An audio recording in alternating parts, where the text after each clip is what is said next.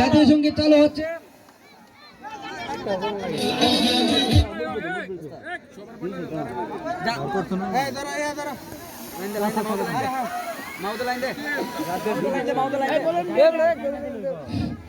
জাতীয় সঙ্গীতের সময় মুরব্বীগণ, সম্মানিত আমাদের যে মুরব্বীগণ আছে এবং প্লেয়াররা সবাই দাঁড়িয়ে দেশের প্রতি শ্রদ্ধা জানিয়ে জাতীয় সঙ্গীতটা সুন্দরভাবে পালন করবেন।